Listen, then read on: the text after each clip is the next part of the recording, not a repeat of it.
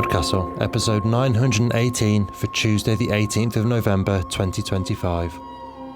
Waterways by Dima, read by Dovey and produced by Valdes. Rated PG, with content notes for self-harm and coercive control.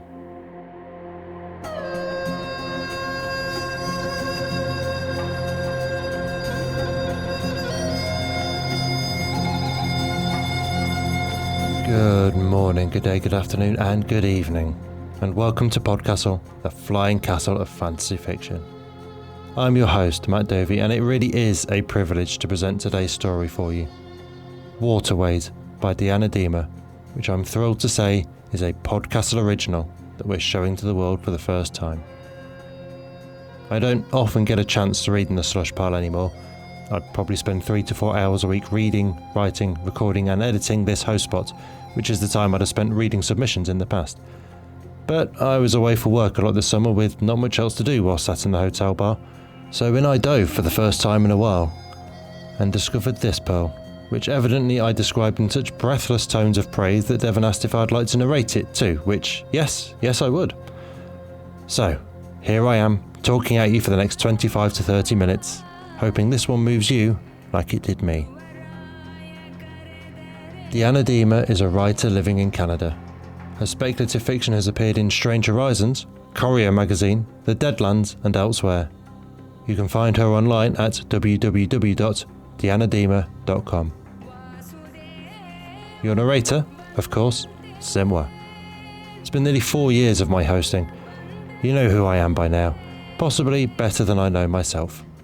In which case, write your own bio for me, I guess. And now pay attention, for our tale is about to begin, and you need to remember all the lessons that were taught to you.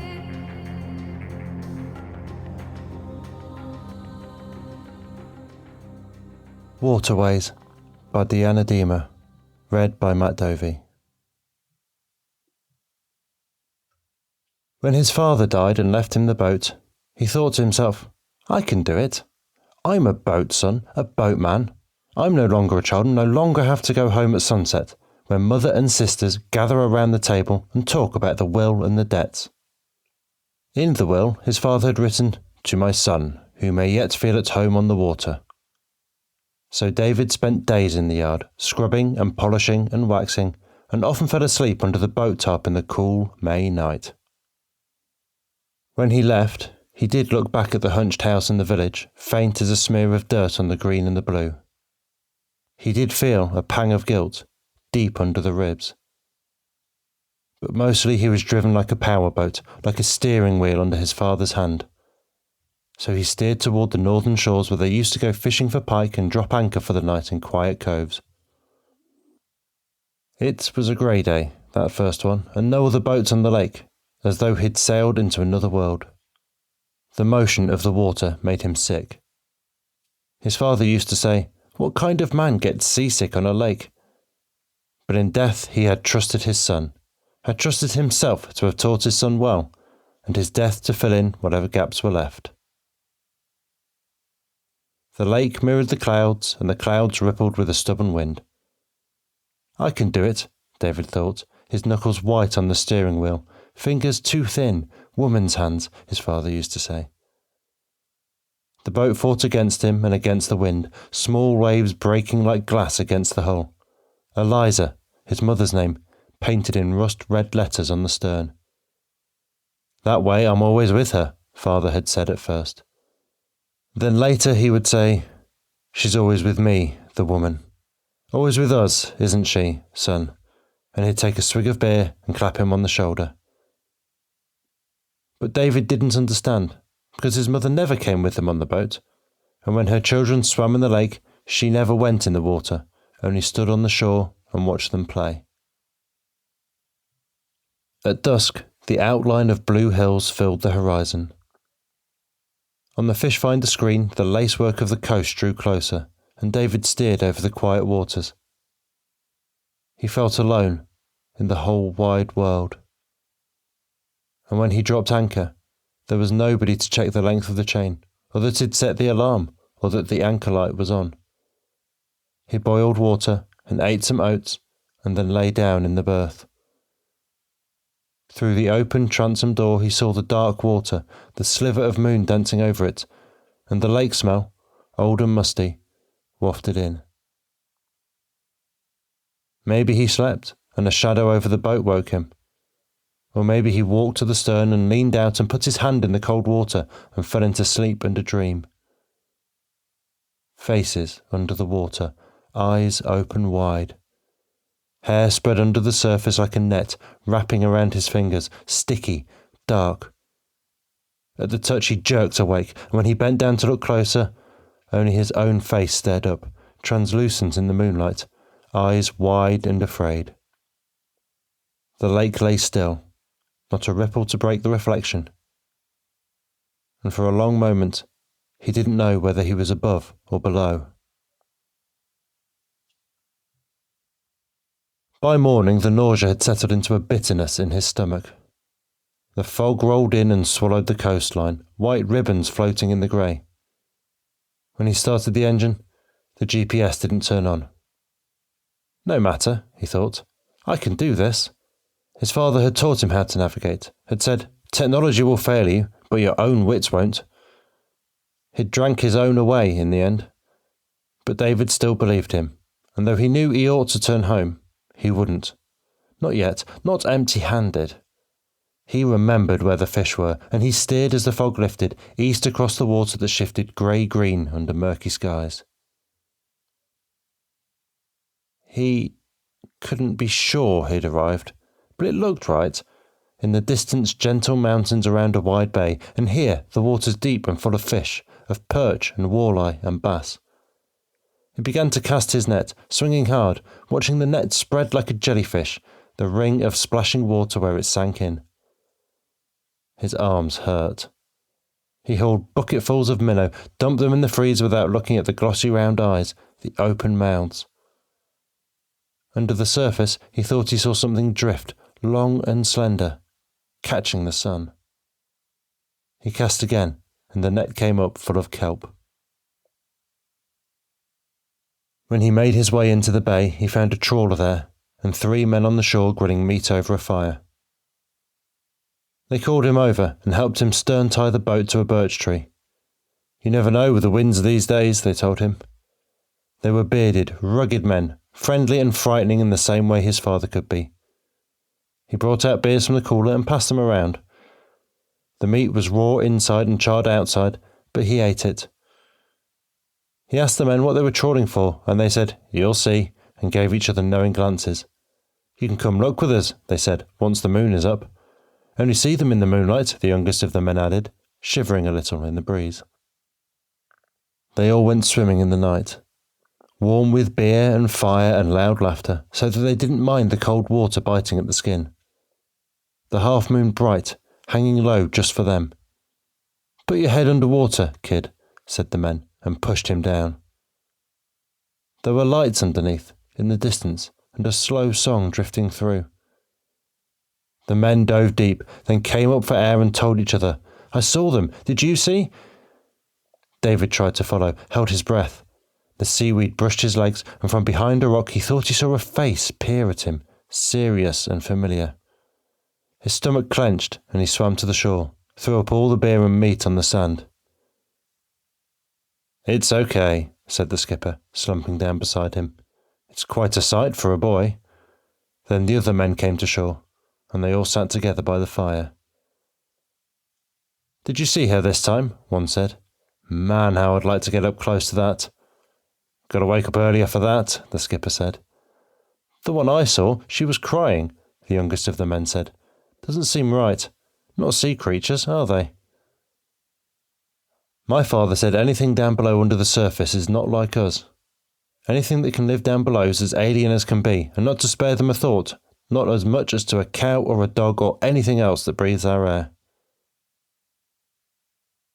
"My father drowned looking for one," the skipper said softly. "My father never believed," the youngest said.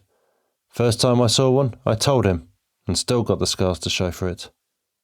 "Ah, you scar easy, kid," the skipper said, and the other men laughed. It felt to David like they laughed a long while. Then he was under water again, a slow song rising up all around. The trawler was gone when he woke up. He lay half in water, the sand and rocks digging into his back, and the boat swayed gently in the bay. He swam to it and climbed aboard, hair dripping, hunger in his belly. A wild kind of hunger. He opened the freezer and buried his hands in the minnow and took them out by the fistful and ate them like that, raw and frozen, crushing ice and bones together with his teeth. The first time he'd gone fishing with his father, he'd thrown his catch, a little fat trout, back into the lake. "What kind of fisherman are you?" his father had said, and slapped him round the face. And since then David had stopped looking at the fish, at their round eyes and open mouths. Now, as he steered out of the bay and further east, he felt them in his belly, eyes and mouths and all. The boat changed as it went. Kelp clambered up the hull, and instead of a steering wheel there was a rudder, rusty and cold in David's hands. The wood came apart in places, and the boat creaked and water began pooling at the bottom. But the wind pushed as though it knew where to go. Home, David thought. Home had been fishing and nausea and father's booming voice and fish to scale and head and gut. The boat was the closest thing to home now, and there was nothing left of it but a few planks of wood and water at the bottom. Night fell and he kept going. The only sound was water lapping at the boat. Lake and sky had vanished in the black. And then the moon came up, its silver wake trembling into the distance. The boat began to sway. The water crested, foam and seaweed seeping in. There were hands on the edge of the boat, faces half lifted in the moonlight. They called to him, and David was afraid. He looked for his net, but it was gone. He steered sharply away, and the hands broke off, then gripped the edge again. A song rose from the water, a lullaby he knew. He remembered that home had been fish soup on Sundays, and clothes freshly ironed for school, and his sisters pulling his hair, and his mother singing softly in the night. There were faces looking at him out of the water. Translucent, eyes wide, hair darkened spreading out, floating to the surface.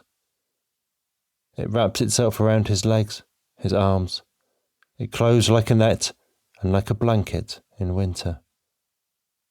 He let himself be pulled, and the water opened gently for him to slide in and closed overhead.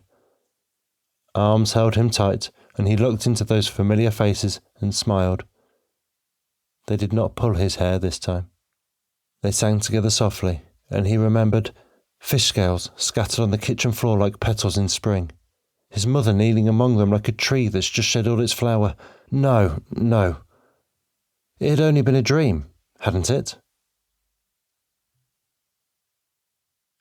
"Where are you taking me?" David asked his sisters, but no sound came out.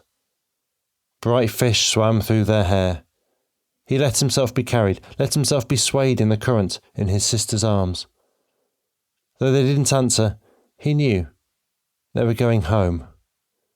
Gliding smoothly, faster than any boat, than any trawler chasing them, carrying nothing except each other. Home. He recognised the shores, the slope of green viewed through the haze of water. He recognised the house, the backyard tucked behind with its uneven fence. Through the water the walls appeared to tremble, and the muddy colours bled into each other. Though he couldn't see clearly, he drifted with his sisters through the dark open door. Inside was home, and it wasn't. Sand had spilled into the hallway, and the wooden chairs were crusted with fish bones and shells. Through windows covered in seaweed rippled a green light, dappled with moving shadows. Yet on the walls hung Mother's embroidery, and the same old paintings of ships caught in storms, and a faint smell of soup lingered in the kitchen. "Where's Mother?" David asked his sisters, but no sound came out. They squeezed his arms and rose toward the surface with him, and for a second all David saw of his sisters was glittering fins and fishtails translucent and eyes round and black and unreadable. And then they crumpled on the threshold of their house, their dry, sunlit, above-ground house, and their mother was rushing to meet them. They gathered around the table at sunset, around a pot of wildflower tea. David sat between Anya and Mara, who squeezed his hands while he talked about his journey, about the boat and nights on the lake. His mother listened and asked questions. He asked questions too. Some of them were answered, and some were not. Some were left for the next day and the day after that. In the mornings he went swimming with his sisters. They spent time in the other house under the lake and came back at night with mussels and fish. Their mother never went into the water. And though David knew why, had maybe always known, he still had to hear the story. And though he had thought himself ready to hear it, he got up and left while his mother was telling it. He walked to the lake shore with one of his father's nets and began untangling and casting over and over again, while memories swirled in his mind like sediment, fish scales scattered on the kitchen floor like petals, and his mother kneeling among them, a scaling knife in her hand. It was night time, but it was not a dream, and David peered through the cracked kitchen door. His mother ran the knife along her own skin, which rippled strangely, iridescent in the moonlight. Small, bright flakes lifted off and floated and settled around her. And David's father was there, standing at a distance. "I promise," David's mother said, softly and pleading, and David had never heard her voice like that before. "I'll stay up here from now on. I'll never go in the water. I'll do it for you, for the children. Look!"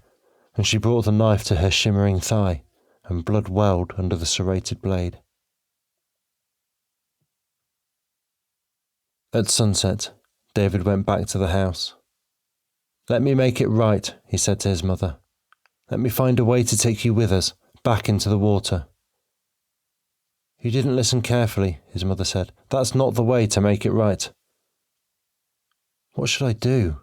David asked.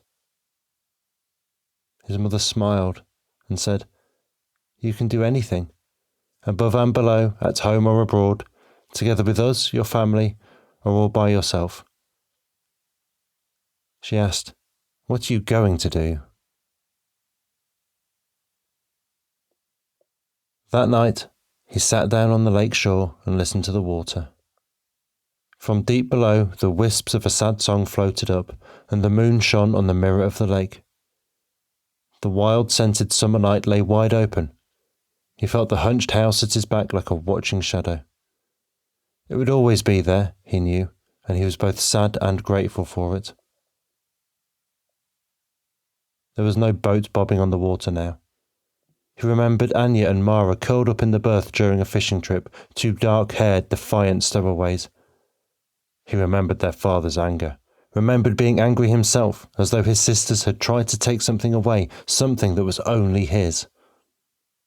It made him smile now. He imagined a new boat, something small and light that they'd sail together. They'd give it a silly, cheerful name and paint it in bright letters on the hull.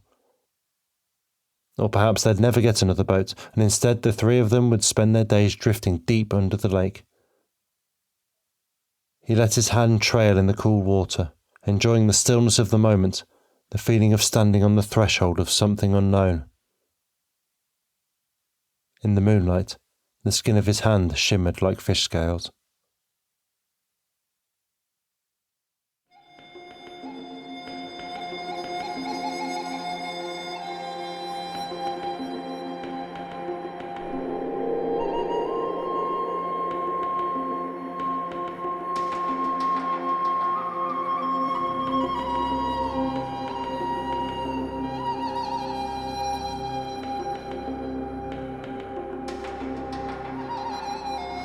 And welcome back.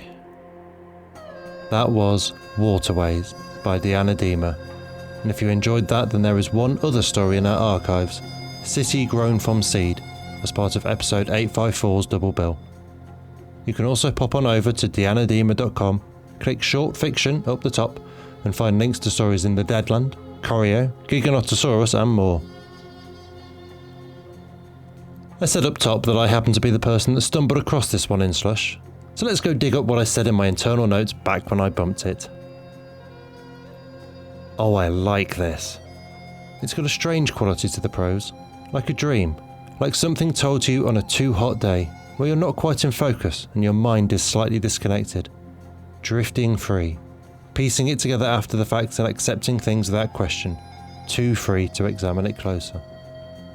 The story carries a lot of themes, chiefly about living up to parental expectations, and especially of the relationship between a father and a son, especially when they're different people and the latter could never be what the former tried to impose, but also touches on gender roles and the unreasonable sacrifices women make for husbands. Very much our jam. Very much our jam indeed. Certainly mine.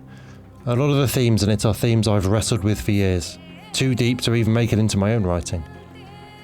I'm pretty confident at this point that my parents don't bother listening to the podcast, though if I'm wrong on that and they simply never mention or discuss it, then this is about to get awkward for me. But I have long been conscious of the fact that I am, contrary to the lip service they pay, somewhat of a disappointment to my parents. The fact that the initialism PTE, that is, potential to earn, has been used straight-faced in conversation, well, if a little bit of sick just came up your throat on hearing that phrase, then that is the correct reaction, in my humble opinion. Sometimes I fear I exist in my parents' head not as an actual person, but as a concept, as something whose only purpose is to shine as brightly as possible, so that they might bask in the reflected glory. That my greatest achievement is to be their greatest achievement, living proof of their work and struggle and greatness in birthing and raising me. I think I've mentioned the work of Alison Kopnick before, and her two archetypes of modern parenting.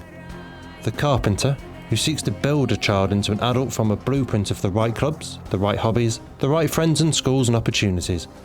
And the gardener, who instead of controlling the child, controls the environment, creates a varied ecosystem full of nutrients and life in which to gently shelter a developing child and give them a space to grow how they need to. I expect it's obvious what my opinion on each approach is, particularly having the kids I have who will never fit the world's standard range of moulds. I must acknowledge that I have one enormous advantage over my own parents. Where my dad was doing shift work and I could frequently go a week barely seeing him even though he was at home, just asleep through the day before the night shift, I, instead, work from home these days, in a job that is flexible with my time, even as it often demands too much of it. Given that both kids are currently home educated, that means I see them all day, every day. And, inevitably, no matter how much I try to be a gardener, it is the nature of children to mimic their parents. It would be impossible of me not to influence them, foolish to pretend otherwise. There are things I worry are not truly them, but done to win my approval, even as I haven't asked for it. Does my 13-year-old truly love Lord of the Rings and enjoy the annual all-day trilogy marathon at our local cinema? Or are they saying they do and suffering it so they can have something in common with me? I don't honestly know. Though I frequently tell them it's okay not to, it's okay to be honest with me, and I make the effort to participate in the things they enjoy instead and let them lead. I try not to mandate or impose anything on them at all, but the activities I do inevitably create an influence, and so it's important to be mindful of that. It's one reason I'm especially livid at the overwork my job has demanded of me this year. Because we're all at home all the time, they directly see me giving too much of myself for the sake of a corporate overlord. I hate that they might learn that's acceptable, or a necessary evil no matter how much I complain. Because it isn't. The world wants to take as much from us as it can, and it is on us to maintain the personal boundaries that prevent it, as difficult as the system makes that, as strong as the coercion is, social and financial.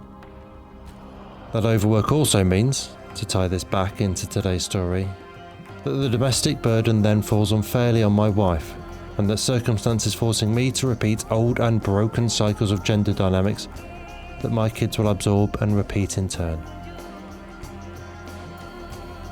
The world is a big place, set in its ways. Too many people are already too committed to their bullshit to ever sway their minds. There's been a lot of research in the past decade about belief in conspiracy theories and how you can debunk them in believers' minds, influence people back to reality. and the findings do not make for hopeful reading. The best way to change the world and free it of its bullshit is to protect the next generation from ever learning it. We've done that with queer acceptance in the UK to a very large extent. The difference between my generation and my daughter's, only 16 years behind, is incredible, though we shouldn't take that progress for granted and never stop defending it. But it shows it is possible, and though we may never be able to escape the bullshit ourselves, we can be an umbrella to our kids. Which is why we ought to be so careful in trying to shape our kids. Or why we should simply not try at all, and instead allow them to be what they need to be. Because you don't always know what nonsense is lurking in your subconscious and getting passed along without knowing it. To close on the opening of Philip Larkin's This Be the Verse. They fuck you up, your mum and dad. They may not mean to, but they do. They fill you with the faults they had, and add some extra, just for you.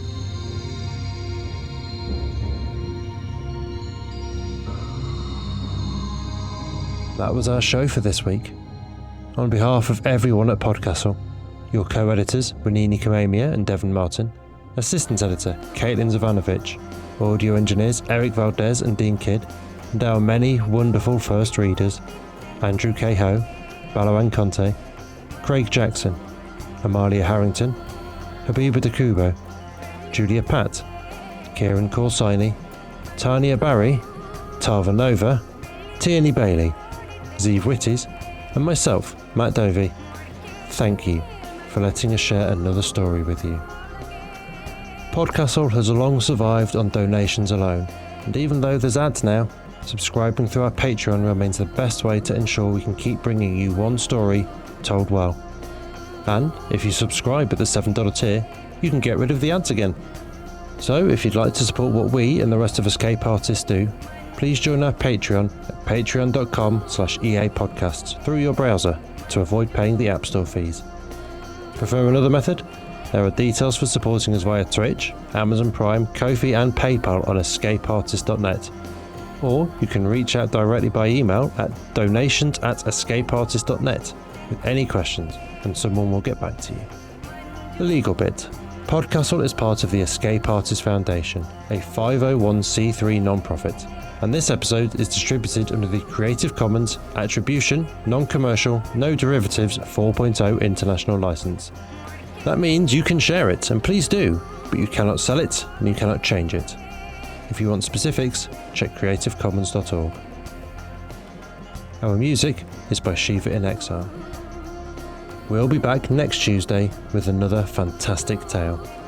In the meantime, you might care to check our sister podcasts, Escape Pod for science fiction, Pseudopod for horror, Cast of Wonders for YA speculative fiction, and Catscast for speculative cat stories.